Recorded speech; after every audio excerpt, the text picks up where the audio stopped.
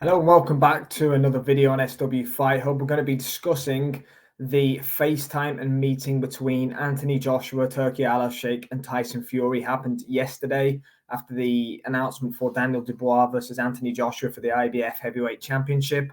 In that FaceTime that Turki Alalshikh put the video out to, he confirmed that we will be seeing Tyson Fury versus Anthony Joshua.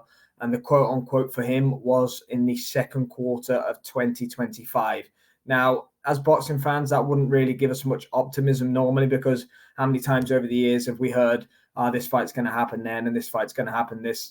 It just doesn't happen normally. But with Turki Alalshikh, with the investment he's putting into boxing, it seems to be he's the boss. He's the one in the driving seat. He picks the fights. He makes the fights. The politics that have always been around boxing over these years, they seem to have gone away, or they are seeming to go away right now with Turki Alalshikh.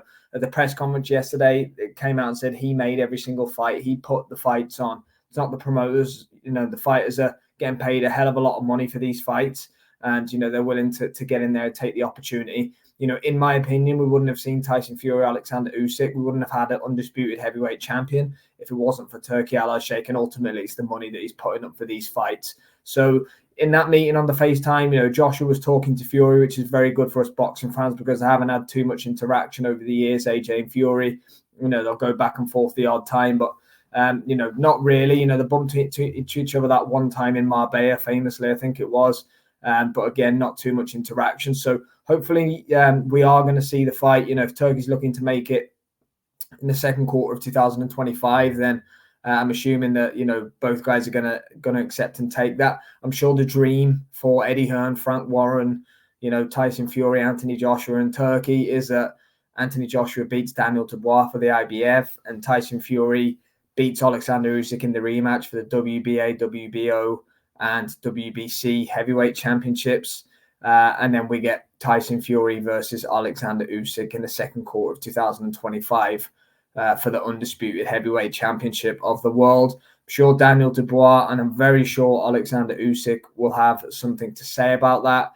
And I do believe that even if Fury and AJ both lose their respective bouts against Dubois and Usyk, I do believe we'll still see that fight, whether there's belts on the line or not. There's still a hell of a lot of money to be made.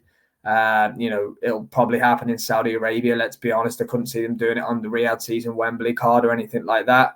But yeah, what they're looking for is for the wins for both men. But Joshua's a big favorite over Dubois. Fury will be an underdog against Alexander Usyk. It will be interesting to see, will Usyk retire potentially if he beats Fury again? He hasn't really got anything else left to achieve in the sport. He's beat Dubois, he's beat Joshua twice.